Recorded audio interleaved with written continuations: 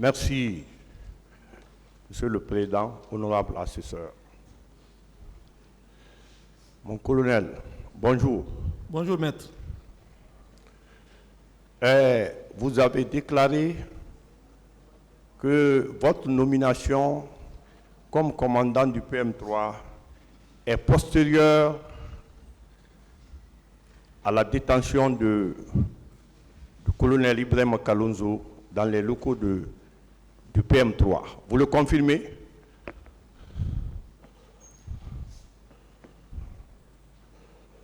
Je ne sais pas si on se comprend. Je vais être plus clair.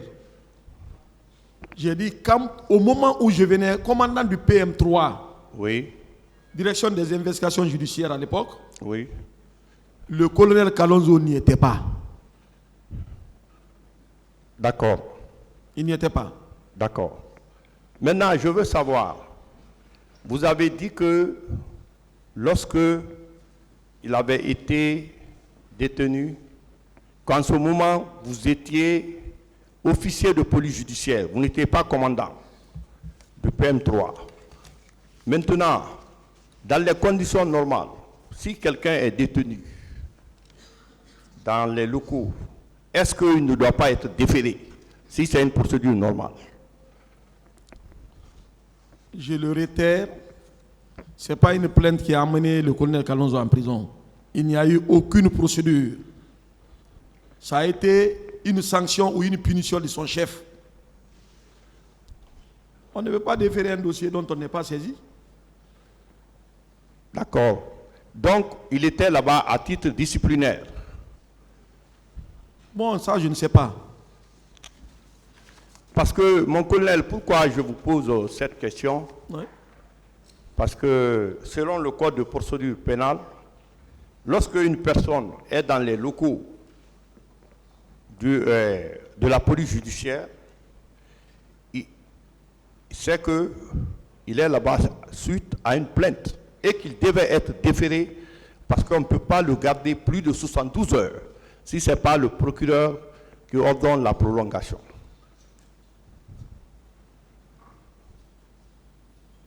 La question. Je dis, dans les conditions normales, est-ce qu'il ne devait pas être déféré? Il a déjà répondu à cette question. Voilà, ok. Mon colonel, Maître.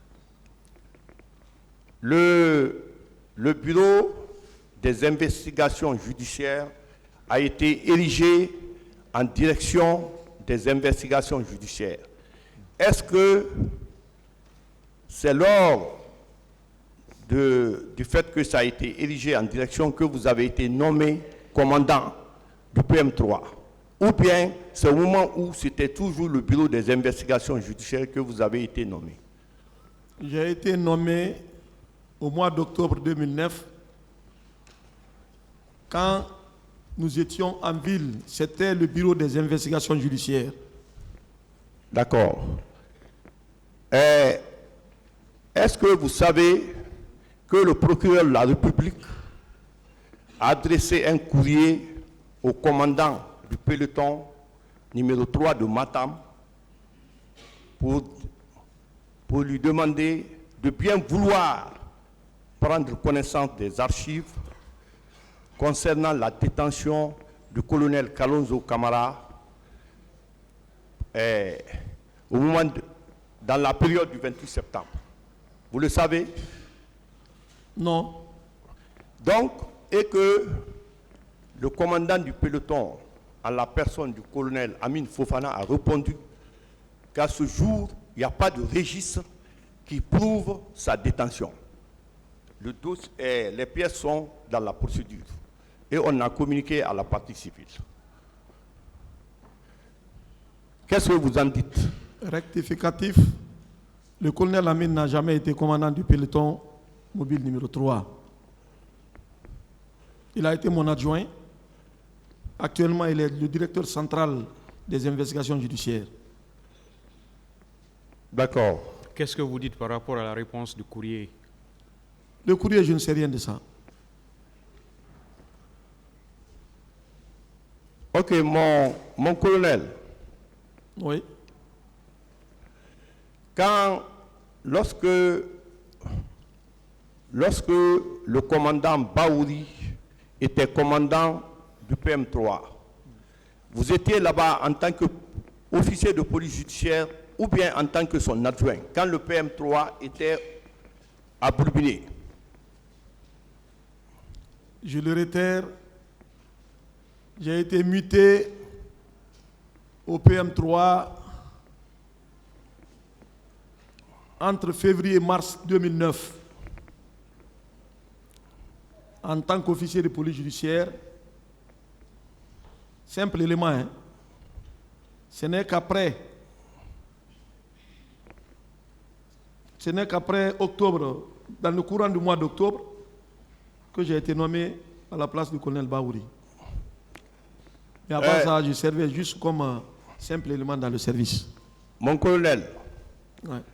tout le monde sait que le maintien d'ordre, c'est la gendarmerie et la police. Parmi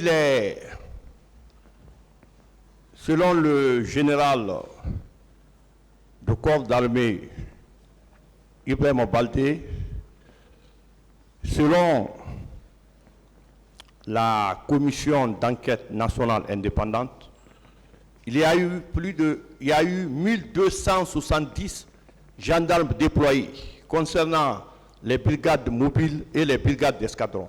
Et vous, votre unité, ce jour-là, vous n'étiez pas requis pour le maintien d'ordre?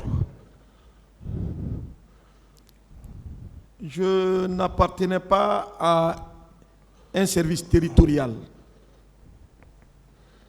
ni à une unité d'intervention. Mon service était rattaché au commandement de la gendarmerie nationale, qui était exclusivement réservé pour les enquêtes. Pas d'autre. Rien. D'accord. Donc vous maintenez, même si le colonel Ibrahim Kalonzo Kamara a été détenu, vous ne pouvez pas savoir si c'est avant le 28 septembre ou bien c'est pendant le 28 septembre. Vous le confirmez? Ah, je ne peux pas, je ne peux pas. Je ne peux pas le préciser. Mais ce que je sais, je vous l'ai dit.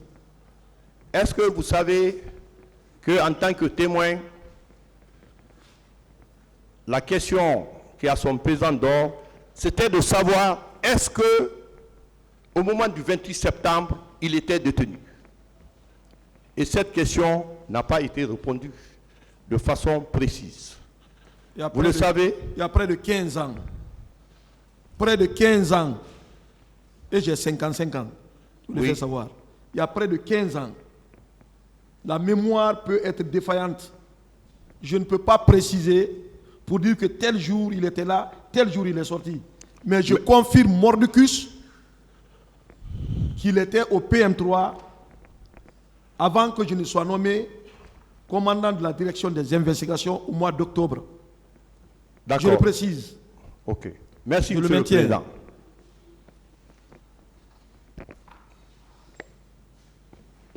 Merci, Monsieur le Président, honorable assesseur, de m'avoir passé la parole. Mon colonel, vous confirmez que c'est le colonel Kieboro qui a déposé le capitaine Kalonzo à votre service? Je ne le confirme pas. Mais c'est par ses soins que Kalonzo a été placé au PM3. D'accord. Dans le procès verbal d'audition, d'interrogatoire de colonel Kalonzo, il est dit ceci. Le 3 août 2009, j'ai été interpellé et incarcéré au PM3. C'est là où je suis resté jusqu'au 6 novembre 2009. Et vous avez déclaré à cette barre avoir été nommé courant octobre 2009. Qu'en dites-vous par rapport à ces trois dates? Je maintiens ma déclaration. Quand je venais commandant du PM3, j'étais lieutenant. Je n'étais pas capitaine. J'ai été nommé capitaine au mois de novembre, 1er novembre 2009. Et le colonel Kalonzo n'était pas au PM3. Je le confirme. Il n'y était pas. Je suis allé rencontrer le colonel Thieboro. C'est bon. Je n'étais pas commandant du PM3.